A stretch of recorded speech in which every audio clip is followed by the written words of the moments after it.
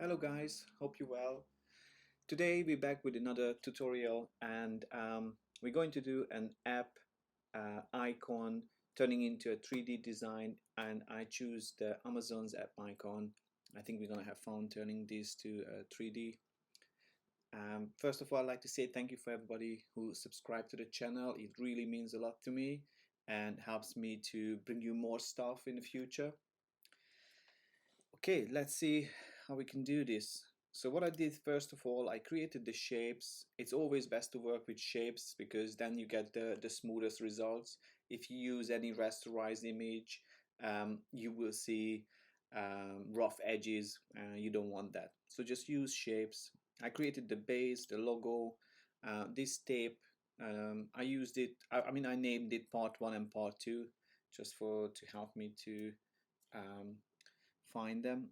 Okay, let's just turn all these off. Start with the base, go to 3D extrusion, create, and okay, let's set up the depth to 40 pixel, and we can add a bit of a bevel to the back and front.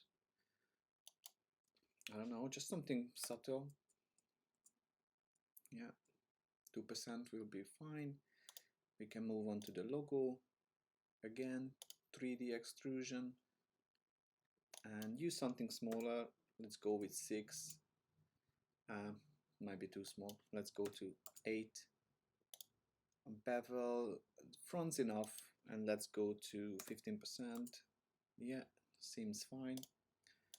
The tape part, so you just have to go through all these shapes and do these things. 1 pixel is enough for the tape.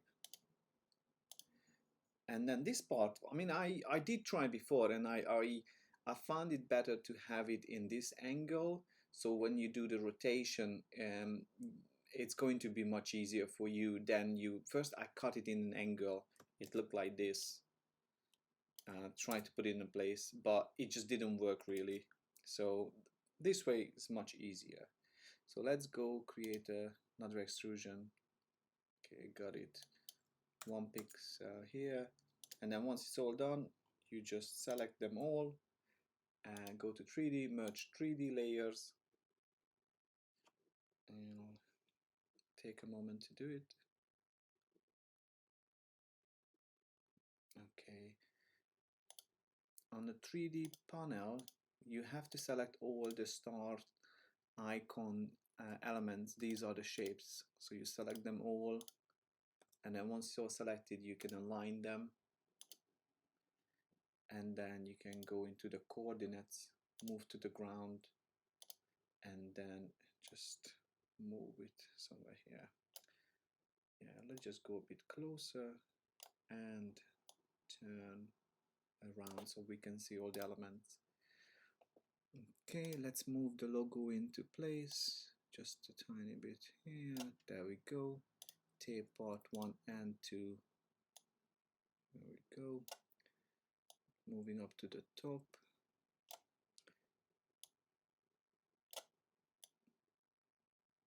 There we go. Tape 1 and 2. Here we go.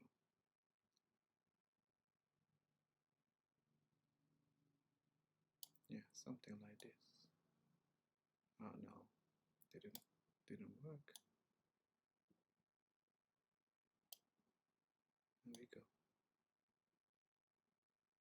Okay, now part 2, we're going to first of all go to coordinates and use negative 30 degrees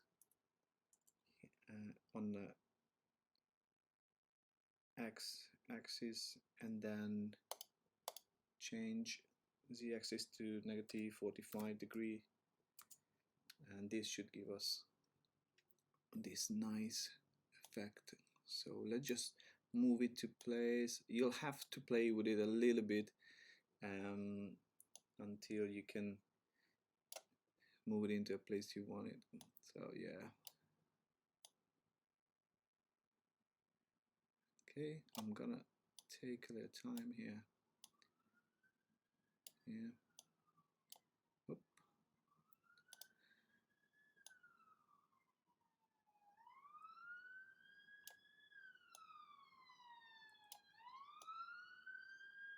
Okay, okay. It's a little bit of a fiddly work, but it's worth it. Okay, this should be fine. Yes. Okay, now that we got this, we'll just have to go to export 3D layer. Always use wavefront OBJ. Okay. All right. Okay.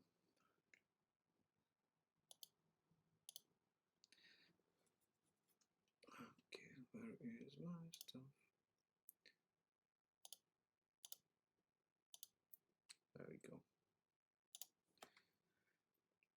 Okay, once it's done, we can move on to dimensions and then create a new project. We can change the resolution. Actually, yes, what did we use here in the Photoshop? We use, okay, oh, this is a quite big one. Okay, yeah, I think we can go with a smaller size.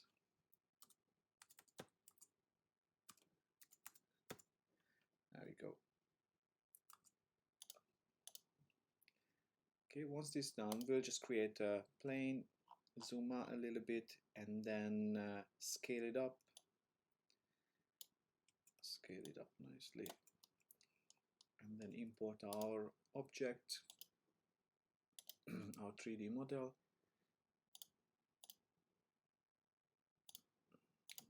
There we go. Yeah, just press this button here to zoom in, zoom out, and you can see your object. And I turn it 90 degrees, rotated it. Let's go a bit closer, set up our camera. So like this.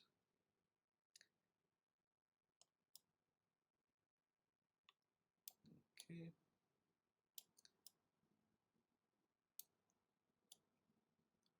Just move it here and go a little bit closer like this.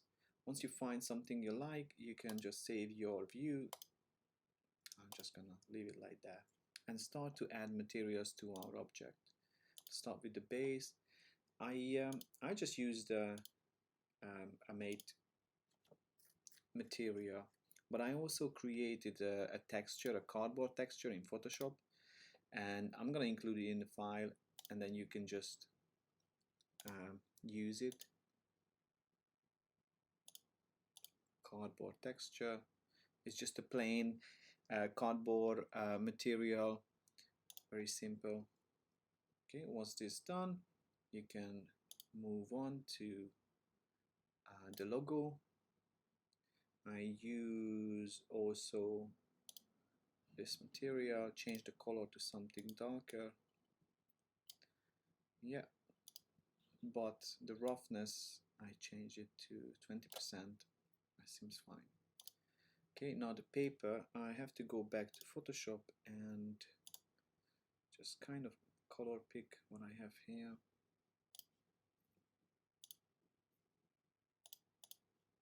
There we go. Let's just take this color.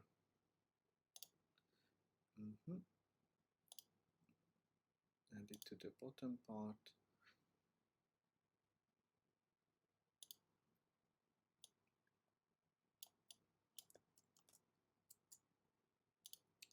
There we go.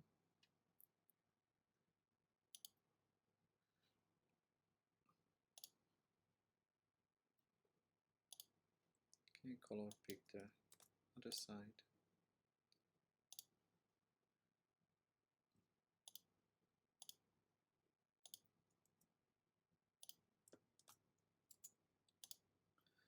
Okay. Okay, once this is done, we can just create a nice little scene. Can just duplicate this icon, move it to the right, and then make another one on the left, and then just select all these three, duplicate them, just place them above, place them below. Yeah, like this. Okay, just going to update the camera with the refresh button here, so I will have this view. Okay, now we can go into our environment, environment light, and let's change it to something better. I think for me this, which one was it? I think the Studio Warm Key. Yeah, I think this was fine. Going down to like 70, 85%. Let's render a preview. Okay, yes, this looks nice. All right. Can play with the rotation to achieve something even better. Yeah, something like this, let's say. Have a look at it again. Yes, this feels really nice. Let me just check.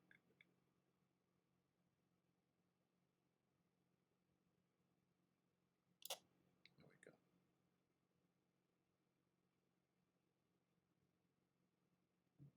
Just going to lower the intensity.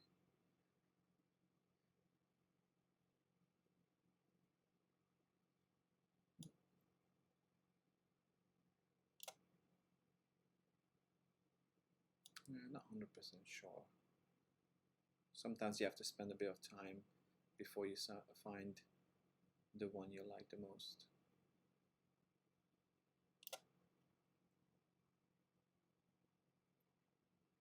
Yeah, I think this one feels better to me. Okay, once this is done, we can go to render, and you can just name your file where you would like to save it and just create a rendered version.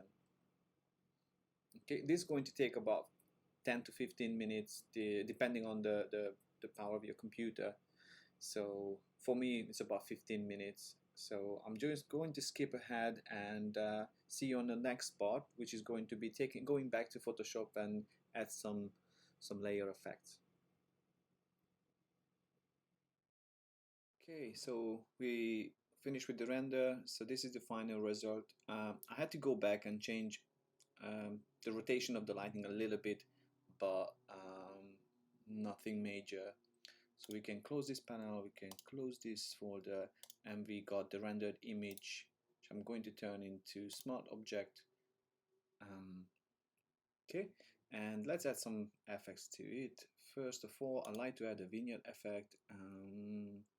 I just go to, there's multiple ways to do it. The way I like to do it, I just go to Lens Correction, Customs, and here you can basically select the amount of vignette you like to apply and the midpoint as well. So I'm just going to mess around with this a little bit. Here we are. Something about this I think should be fine. A bit less. There we go.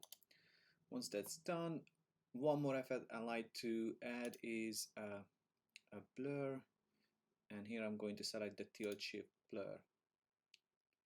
Okay, so what we're gonna do, we're going to move this here a little bit until we achieve a nice look.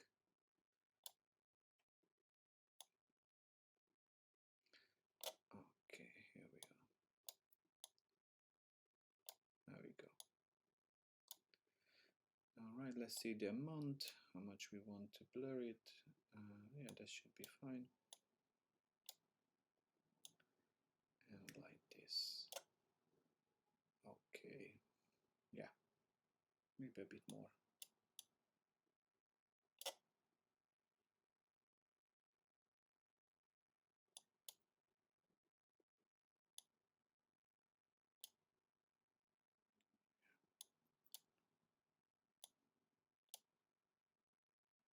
Here we are. Okay, let's press OK. And this is basically the final image I created. And so as you can see, it's really nice. I really like how the texture comes out from this design. I think it feels very good. You can mess around with this. You can create your custom texture and just apply to it. So it will give a really nice texturized feeling to it, rather than having some too realistic material applied on the 3D object. So I hope you liked the tutorial, and don't forget to subscribe, and that helps me out a lot. And see you later, guys. Thank you.